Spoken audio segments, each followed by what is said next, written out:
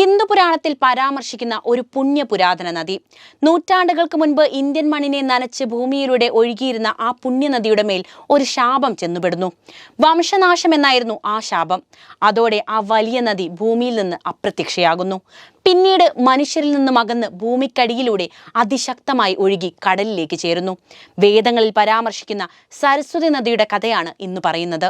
എവിടേക്കാണ് സരസ്വതി നദി പോയി മറഞ്ഞത്? നിങ്ങൾക്ക് സരസ്വതി നദിയെക്കുറിച്ച് എന്തൊക്കെ അറിയാം? മനുഷ്യരാശിയുടെ ജന്മത്തേക്കാൾ പഴക്കമുള്ളതാണ് ഓരോ നദിയുടെയും കഥ. നമ്മുടെ രാജ്യത്തെ നദികൾ നമ്മുടെ സംസ്കാരവുമായി ബന്ധപ്പെട്ട് കിടക്കുന്നത് കൂടിയാണ്.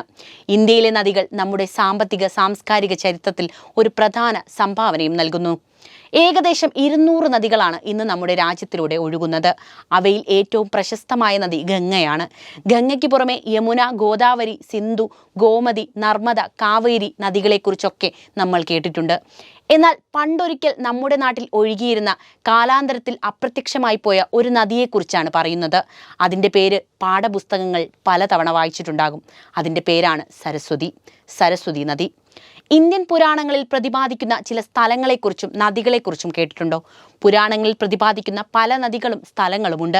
അങ്ങനെ ഒരു നദിയാണ് സരസ്വതിയും. ഇന്ത്യയുടെ ഏതെങ്കിലും ഭാഗത്ത് സരസ്വതി നദി ഒഴുകുന്നുവെന്ന് നിങ്ങൾ കേൾക്കില്ല. കാരണം പുരാണങ്ങളിൽ മാത്രം ജീവിക്കുന്ന നദിയാണ് ഇന്ന് സരസ്വതി. ഭൂമിക്കടിയിലേക്ക് ഉൾവലിഞ്ഞെന്ന് വിശ്വസിക്കുന്ന ആ നദിയുടെ അവശേഷിപ്പുകൾ ഗവേഷകർക്ക് ലഭിച്ചിട്ടുണ്ട്. ആ പ്രാചീന നദിയുടെ കഥ ആരെയും അമ്പരപ്പിക്കുന്നതാണ്. ഇന്ത്യയിലെ വേദകാലഘട്ടത്തിലാണ് സരസ്വതിയെ ഏറ്റവും പുണ്യനദിയായി കണക്കാക്കിയിരുന്നത്. ഋഗ്വേദത്തിലും ഇതിനെക്കുറിച്ച് പരാമർശിക്കുന്നുണ്ട്. ഈ നദിയിലെ വെള്ളം കുടിച്ച് ഋഷിമാർ വേദങ്ങൾ രചിക്കുകയും വേദജ്ഞാനം നേടുകയും ചെയ്തിരുന്നുവെന്ന് പറയപ്പെടുന്നു. എന്നാൽ സരസ്വതി നദി ഒഴുകുന്നത് ഇന്ന് വരെ ആരും കണ്ടിട്ടില്ല. ഹിമാചലിലെ സിർമൗർ പർവ്വത പ്രദേശത്ത് നിന്ന് ഉത്ഭവിച്ചിരുന്ന സരസ്വതി നദി അംബാല, കുരുക്ഷേത്ര, കൈതാൽ, പാട്യാല എന്നിവയിലൂടെ ഒഴുകി സിർസയിലെ ദൃശ്യദ്യുതി നദിയിൽ ചേരുന്നു എന്നാണ് പറയപ്പെടുന്നത്. പുരാണങ്ങളിലെ ഈ പുണ്യനദി എന്തായാലും ഇന്ന് നമ്മുടെ രാജ്യത്തില്ല. ആയിരക്കണക്കിന് വർഷങ്ങൾക്ക് മുൻപ് കരയെ ഫലഭൂഷ്ടമാക്കി ഒഴുകിയ സരസ്വതിക്ക് മേൽ പതിച്ച ശാപത്തെ തുടർന്നാണ് ആ നദി വറ്റി വരണ്ട് ഇല്ലാതായി തീർന്നത്. വേദങ്ങളിൽ മാത്രമല്ല, രാമായണത്തിലും മഹാഭാരതത്തിലും സരസ്വതി നദിയെക്കുറിച്ച് പരാമർശിക്കുന്നുണ്ട്. സരസ്വതി നദിയെക്കുറിച്ചുള്ള ആദ്യ പരാമർശം പുരാതന ഹൈന്ദവ ഗ്രന്ഥങ്ങളിലാണുള്ളത്. പിൽക്കാലത്ത് വേദഗ്രന്ഥങ്ങളിലും സരസ്വതി കടന്നു വരുന്നുണ്ട്. ഇന്നത്തെ ഗംഗ പോലെയായിരുന്നു അന്നത്തെ സരസ്വതി. ഹിന്ദുധർമ്മം വിശ്വസിച്ചിരുന്ന പരിപാവനമായ നദി. ഹാരപ്പൻ നാഗരികതയുമായി ബന്ധപ്പെട്ട പഠനത്തിൽ ഇങ്ങനെയൊരു നദി ഒഴുകിയതായി ഗവേഷകർ കണ്ടെത്തിയിട്ടുണ്ട്. വാസ്തവത്തിൽ ഈ നാഗരികതയുടെ പല പ്രധാന ഭാഗങ്ങളും സരസ്വതി നദിയുടെ തീരത്താണ് നിർമ്മിച്ചിരിക്കുന്നത് എന്ന വാദവും നിലനിൽക്കുന്നുണ്ട്. രാജസ്ഥാനിലെ ആരവല്ലി പർവ്വതനിരയുടെ മധ്യത്തിൽ നിന്നാണ് സരസ്വതി നദി ഉത്ഭവിക്കുന്നത്. ഇന്നത്തെ ഉത്തരാഖണ്ഡിലെ ബദരീനാഥിനടുത്തുള്ള അളകനന്ദ നദിയുടെ കൈവഴിയാണ് എന്നാണ് പറയപ്പെടുന്നത്. റാൻ ഓഫ് കച്ചിൽ ചേരുന്നതിന് മുൻപ് ഈ നദി പഠാൻ, സിദ്പൂർ എന്നിവയിലൂടെ കടന്നുപോകുന്നു. ഗംഗ, യമുന, സരസ്വതി എന്നിവയുടെ സംഗമ സ്ഥാനമാണ് പ്രയാഗ്. ഇവിടെ ഭൂമിയുടെ ഉള്ളിലൂടെ സരസ്വതി നദി ഒഴുകുന്നുവെന്നാണ് പറയപ്പെടുന്നത്. പൗരാണിക നാഗരികതയെ ഏറ്റവും വലുതും പ്രധാനവുമായ നദിയായി സരസ്വതി കണക്കാക്കപ്പെടുന്നു. ഇന്നും ഈ നദി ഹരിയാന, പഞ്ചാബ്, രാജസ്ഥാൻ എന്നിവിടങ്ങളിലൂടെ ഭൂമിക്കടിയിലൂടെ ഒഴുകുന്നതായി ISRO നടത്തിയ ഗവേഷണങ്ങൾ വെളിപ്പെടുത്തുന്നുണ്ട്. വളരെ വലുതായിരുന്നു സരസ്വതി. പർവ്വതങ്ങളെ മറികടന്ന് സമതലങ്ങളിലൂടെ കടന്നുപോയി അറബിക്കടലിൽ ലയിക്കുന്നതായിരുന്നു സരസ്വതി. ഇന്ന് ആളുകൾ ഗംഗയെ ആരാധിക്കുന്നത് പോലെ അക്കാലത്തെ മനുഷ്യർ സരസ്വതി നദിക്ക് പുണ്യനദി സ്ഥാനം നൽകി ആരാധിച്ചു പോന്നു.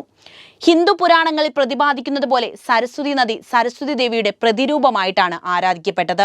അറിവിന്റെയും സംഗീതത്തിന്റെയും സർഗാത്മകതയുടെയും ദേവതയായി സരസ്വതിയെ ഹിന്ദുക്കൾ ആരാധിക്കുന്നു. അതിനാൽ സരസ്വതി നദിക്കും വലിയ പ്രാധാന്യമുണ്ട്.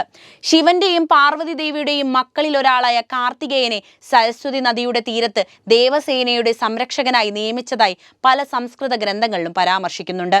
മഹാവിഷ്ണുവിന്റെ അവതാരമായ പരശുരാമൻ ഒരു ക്രൂരനായ അസുരനെ വധിച്ച് പാപം തീർക്കാൻ സരസ്വതി നദിയിൽ മുങ്ങിയിരുന്നുവെന്നും ഒരു കഥയുണ്ട്. സരസ്വതി വറ്റി വരളാൻ കാരണമായ ഒരു ശാപത്തിന്റെ കഥയുണ്ട്. ആ കഥയാണ് ഇനി പറയുന്നത്. ഒരിക്കൽ വേദവ്യാസൻ സരസ്വതി നദിയുടെ തീരത്തിരുന്ന് ഗണപതിയോട് മഹാഭാരത കഥ വിവരിച്ചു കൊണ്ടിരിക്കുകയായിരുന്നു. ആ സമയം മുനി സരസ്വതി നദിയോട് പതുക്കെ ഒഴുകാൻ അഭ്യർത്ഥിച്ചു. എന്നാൽ സരസ്വതി നദി മഹർഷിയുടെ വാക്ക് കേൾക്കാതെ വേഗത്തിൽ തന്നെ ഒഴുകിക്കൊണ്ടിരുന്നു. സരസ്വതി നദിയുടെ ഈ പെരുമാറ്റത്തിൽ കുപിതനായ ഗണേശൻ സരസ്വതി നദിക്ക് വംശനാശം സംഭവിക്കുമെന്ന് ശപിച്ചു. ഹരിയാനയിലെ സിർസ എന്ന പട്ടണത്തിൽ എവിടെയോ ഈ വംശനാശം സംഭവിച്ച നദിയെക്കുറിച്ച് മഹാഭാരതത്തിലെ ചില ഭാഗങ്ങളിലും പരാമർശമുണ്ട്. ഭൂമിശാസ്ത്രപരമായ ചരിത്രവും പുരാവസ്തു ഗവേഷകരുടെ കണ്ടെത്തലുകളും പറയുന്നത് രാജസ്ഥാൻ പണ്ടുകാലത്ത് ഒരു വരണ്ട പ്രദേശമായിരുന്നില്ല എന്നാണ്. ഒരു കാലത്ത് ഒരു വലിയ നദീതട സംസ്കാരത്തിന് ആതിഥേയത്വം വഹിച്ച പച്ചപ്പ് നിറഞ്ഞ പ്രദേശമായിരുന്നു രാജസ്ഥാൻ. മോഹൻജദാരോ, ഹാരപ്പ തുടങ്ങിയ നാഗരിക സംസ്കാരങ്ങളും ഈ പ്രദേശത്തെ ചുറ്റിപ്പറ്റിയാണ് വളർന്നു വന്നത്. ഘഗ്ഗർ നദി ഋഗ്വേദ കാലത്തെ സരസ്വതിയാണെന്നും ചില ഗവേഷകർ കണ്ടെത്തിയിട്ടുണ്ട്. അമേരിക്കൻ ഉപഗ്രഹമായ ലാൻഡ്സാറ്റ് കണ്ടെത്തിയ ചില ചിത്രങ്ങളാണ് അപ്രത്യക്ഷയായ സരസ്വതി നദിയെക്കുറിച്ച് വെളിച്ചം വീശിയത്. ജയ്സാൽമീർ പ്രദേശത്ത് ഒരു വലിയ നദി ഒഴുകിയ പോലെയുള്ള ചാലുകൾ ഭൂമിക്കടിയിൽ കണ്ടെത്തിയിരുന്നു. ISROയുടെ ജിയോളജിക്കൽ സർവേ ഓഫ് ഇന്ത്യയുടെയും റിമോട്ട് സെൻസിംഗ് ചിത്രങ്ങൾ 7-8 സ്ഥലങ്ങളിൽ ആരവല്ലി പർവ്വതനിരകളുടെ പടിഞ്ഞാറ് ഭാഗത്തായി ഒരു വലിയ നദി ഒഴുകിയിരുന്ന ചാലുകളുണ്ടെന്നും കണ്ടെത്തിയിട്ടുണ്ട്. ചുരുക്കി പറഞ്ഞാൽ ഒരു പുരാതന നദി ഇന്ത്യയിൽ ഉണ്ടായിരുന്നു എന്നാണ് സാരം. എന്നാൽ കാലാന്തരത്തിൽ അത് എവിടേക്കോ മറഞ്ഞു. പക്ഷേ ആരും കാണാതെ ആ നദി ഭൂമിക്കടിയിലൂടെ ഒഴുകുന്നു. വീഡിയോ ഇഷ്ടപ്പെട്ടാൽ ലൈക്ക് ചെയ്യാനും ഷെയർ ചെയ്യാനും ശ്രദ്ധിക്കുമല്ലോ.